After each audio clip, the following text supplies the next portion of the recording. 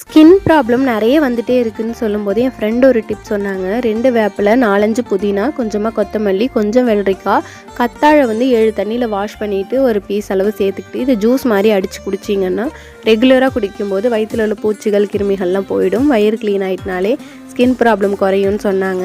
But வந்து என்னால் சுத்தமாக குடிக்கவே முடியலைங்க. ரொம்ப கசப்பாக இருந்தது. 2 வேப்பிலை தான் போட்டேன். ஆனால் அதுக்கே அவ்வளோ கசப்பு. கொழுந்தா போட்டால் கொஞ்சம் கசப்பு குறையுமான்னு தெரியலை. ஆனால் நான் ரெகுலராக இது குடிக்குமான்னு கண்டிப்பாக குடிக்க மாட்டேன். என்னால் தாங்க முடியலை. என்னோடய ஸ்கின் வந்து வெயிலில் வண்டியில் போயிட்டு வரதுனால ஸ்கின் பேர்ன் சொல்லுவாங்கள்ல, அந்தளவு பிளாக்காக அப்படியே பீல் ஆஃபே ஆகுது என்னோடய ஸ்கின். அந்தளவு ஆகிடுச்சு. ஸோ டெய்லி ஒரு பேக் போட்டு தான் குளிச்சிட்ருக்கேன். ஸோ இந்த பேக் வந்து கொஞ்சம் கொஞ்சமாக ரெடியூஸ் பண்ணுறது என்னால் பார்க்க முடியுது. ஒரு சிலர் வந்து லஞ்ச் பாக்ஸ் வீடியோ போடுறதே இல்லைன்னு கேட்டிருந்தீங்க. இடையில ஒரு நாள் எடுத்த லஞ்ச் பாக்ஸ் வீடியோ தான் ஆட் பண்ணியிருக்கேன். பூண்டு மிளகு சாதம், பாயில்டு எக்கு, வாழைக்காய் வறுவல் இதுதான் ஸ்கூலுக்கு கொடுத்து விட்டுருந்தேன்.